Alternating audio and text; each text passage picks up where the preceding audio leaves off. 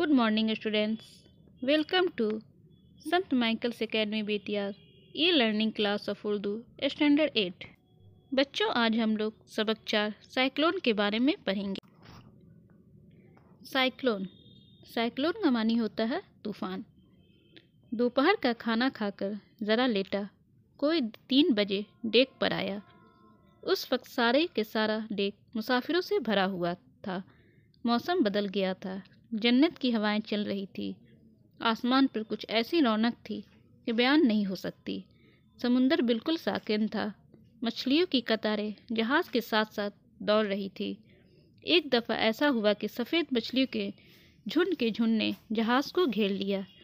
ये मछलियाँ पानी से बाहर निकलकर जस्त करती और बहुत दूर तक हवा में उड़ती चली जाती।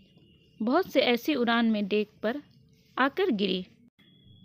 दोपहर का खाना खाकर ज़रा लेटा तो 3 बज गया था। उस वक्त सारे के सारा डेक यानी जहाज़ मुसाफिरों से भरा हुआ था और मौसम भी बदल गया था।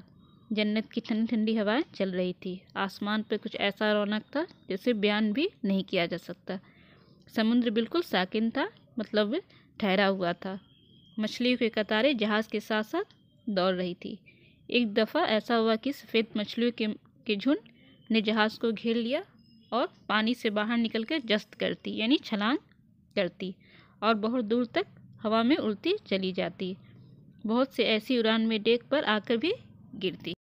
मुसाफिर तो इस खेल तमाशे में लगे हुए थे और तमाम मल्लाह कुछ परेशान से थे। मुसाफिर जो थे ये मछलियों का जो खेल तमाशा था उसमें लगे हुए थे और मल्लाह जो मछली पकड़ता है वो बहुत ही परेशान थे। कप्तान जो अपने कमरे में घुसा तो फिर उसकी शक्ल न दिखाई दी। कप्तान जो जहाज़ का था वो एक बार कमरे में गया तो फिर अपनी शक्ल भी दिखाई न दी। हाँ, बराबर उसके अहकाम चले आते, जो उसका हुक्म मानते थे वो आकर चले आते।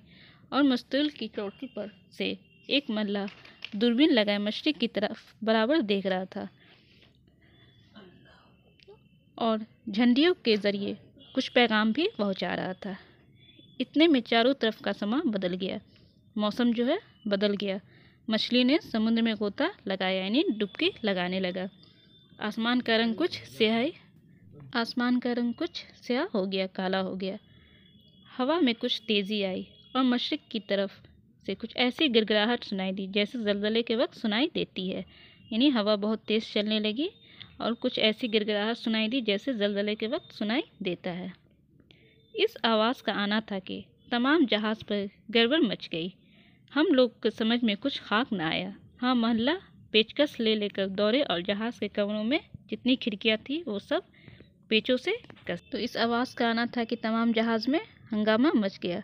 लोगों की समझ में तो कुछ आया नहीं, लेकिन मल्लाह पेचकस ले लेकर दौड़कर जहाज़ के कमरों में जितनी खिड़कियाँ थी सब पेचों से कसने लगा और चीनी का सामान संदूकों में भर दिया और सारे मुसाफिरों को हुक्म दिया कि फ़ौरन डेक से चले जाएं। कमरों में जाकर दरवाजे बंद कर लें और जब तक इजाज़त न हो कोई बाहर निकलने का इरादा भी न करे। तो मुसाफिरों को हुक्म दिया गया कि सब कोई कमरे में चले जाए और बाहर न निकले। दरियाफ्त करने पर मालूम हुआ कि साइक्लोन यानी तूफ़ान आने वाला है। पता किया गया तो मालूम हुआ कि साइक्लोन यानी तूफ़ान आने वाला है। यहाँ पर इंतज़ाम हो रहा था कि मशरिक़ की तरफ मालूम हुआ कि आसमान पे एक अजदहा चला आता है। उसका सर तो आसमान में है और दुम समुद्र को। रफ्तार ऐसी तेज़ थी कि मिल ट्रेन की भी क्या होगी। भला ऐसी हालत में अकेले कमरों में कोई क्या जाता। सब के सब खाने के कमरे में घुस गए। अभी कमरे में घुसकर दम न लिया था कि तूफ़ान का पहला थप्पड़ जहाज़ को लगा तो फर्श एक तरफ से इतना ऊंचा हो गया कि हम सब के सब मुसाफिर एक दूसरे पे जा पड़े। अभी कमरे में घुसकर सांस भी न लिया था कि तूफ़ान का पहला थप्पड़ जहाज़ को लगा तो फर्श एक तरफ बहुत ही ऊंचा हो गया और सारे मुसाफिर एक दूसरे पर गिरने लगे। अभी पूरी तरह संभले भी न थे कि दूसरी तरफ का फर्श एकदम ऊंचा हो गया। सब कमरे के एक पहलू से दूसरे पहलू में जा गिरे। अभी सही से सभी मुसाफिर संभले भी न थे कि दूसरी तरफ का फर्श भी एकदम ऊंचा हो गया और सभी मुसाफिर एक कमरे से दूसरे कमरे के सिरे एक पहलू से दूसरे पहलू में जा गिरते। शीशों में से देखा तो दिल लरस गया। समुद्र की लहरें जहाज़ के डेक पर इस जोर से आती थी कि किसी चीज़ का ठहरना मुश्किल था। यानी समुद्र की लहरें बहुत तेज़ थी, जो जहाज़ के डेक पर इस ज़ोर से आती कि किसी चीज़ का ठहरना भी बहुत ही मुश्किल था। समुद्र का पानी जो बिल्कुल नीला था अब झागों से सफ़ेद हो गया था। जहाज़ की ये हालत थी कि बाज़ दफ़ा लट्टू की तरह चकरा जाता था, और हम लोगों की तो कमरे में ये हालत थी कि गोया किसी ने प्याले में जामने हिला दिए। मुसाफिरों की ये हालत थी कि कोई है कि घुटने टेके हाथ जोड़े दुआ में मशगूल है, तो कोई सीने पर सलीब का निशान बना रहा है। तो मुसाफिरों की हालत बहुत बुरी थी। कोई घुटने टेके हाथ जोड़े दुआ में मशगूल था, तो कोई सलीब का निशान बना रहा था, तो कोई तस्बीह निकाल कर खटाखट दाने चला रहा है, तो कोई आंखें बंद करके कुछ कुछ बरबरा रहा है। बस बच्चों के रोने और चिल्लाने, औरतों की चीखों और दुआओं के गुल ने एक क़यामत बिपा कर रखी थी। जहाज़ की ये हालत थी कि जैसे ज़लज़ला हो या किसी के सर्दी का बुखार चढ़ा हो। यानी तूफ़ान की वजह से सबकी हालत बहुत ही बुरी थी। मैं ये तमाशा देखने में मशगूल था कि एक दफ़ा ख्याल आया कि देखो मिस्टर मोलर की हालत की क्या हालत है। अब इधर उधर जो नज़र डाली तो साहब बहादुर नज़र न आए। फिर गौर से देखा, मगर वह कहीं दिखाई न दिए। इस देखभाल में डेक की तरफ जो नज़र गई तो क्या देखता हूँ कि कोई साहब डेक के कटहरे को पकड़े पत्ते की तरह हिल रहे हैं। समुद्र की लहर जो आती है उनके ऊपर से निकल पाँव के उखड़ जाते हैं, अलगनी के कपड़ों की तरह इधर उधर हिलते हैं, मगर कटहरे को किसी तरह नहीं छोड़ते, जो की तरह चिपटे हुए हैं। उनकी सूरत तो मुझे दिखाई न दी, मगर समझ में आ गया कि हो न हो ये मिस्टर मोलर हैं। समझ में नहीं आता था कि उनको ऐसे तूफ़ान में डेक पर रहने की क्या ज़रूरत थी।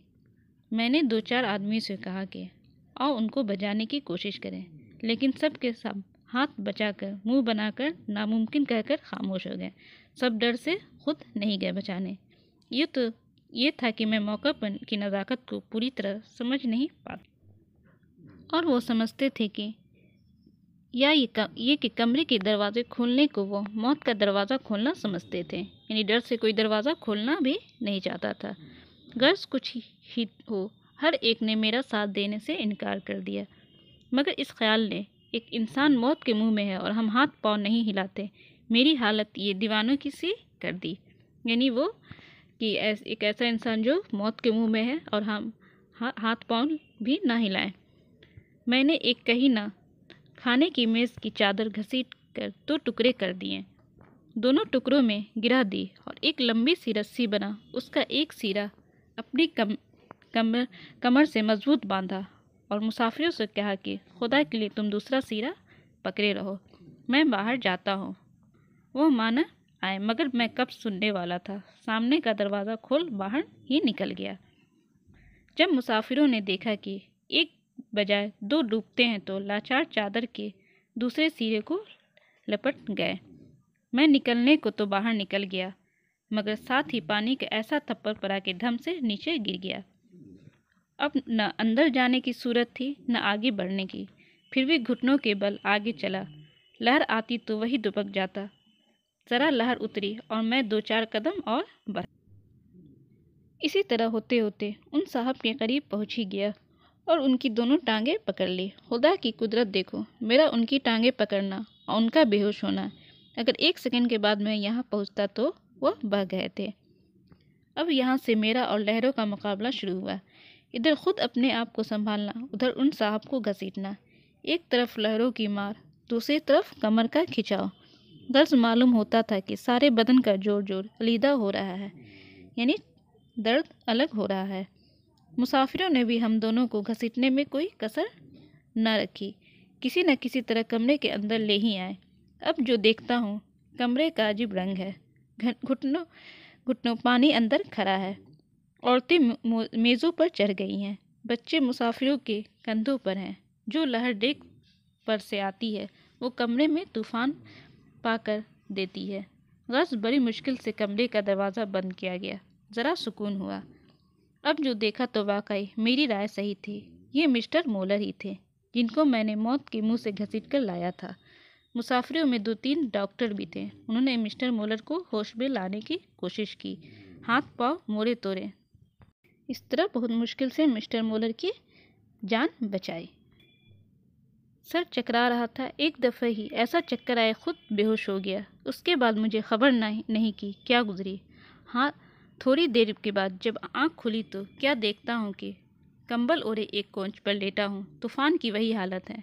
मिस्टर मोलर गर्दन डाले सामने की कुर्सी पर बैठे हैं। लोग इसी तरह याद दहानी में मशगूल हैं। एक डॉक्टर मेरे पहलू में बैठे नब्ज़ देख रहे हैं। मैं उठ बैठा और डॉक्टर से मिस्टर मोलर के मुताल्लिक दरियाफ्त की। यानी उनकी हालत खुद ही ख़राब हो गई थी।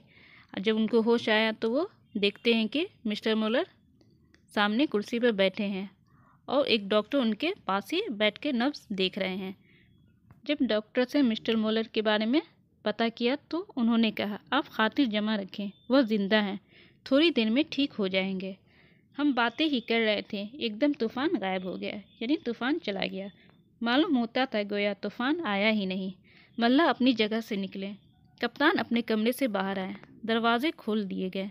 अब जो देखते हैं तो खाने का कमरा पानी से भरा हुआ है। सामान सत्यानाश हो गया है और मुसाफिर भीग कर चूर हो गए हैं। कप्तान ने जब सुना कि तूफ़ान के वक्त दरवाज़ा खोला गया था तो उसने बड़ा गुल मचाया।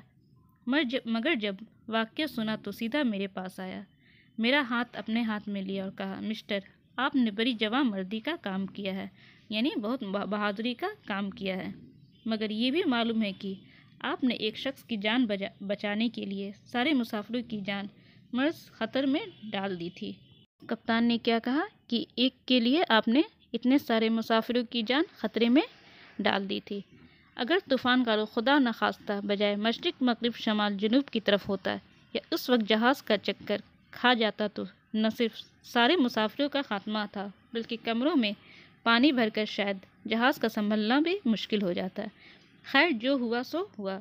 आपकी इस जुरात पर मैं आपको मुबारकबाद देता हूँ और मैं क्या, सारी दुनिया आपकी इस दिलेरी और हिम्मत की कदर करेगी।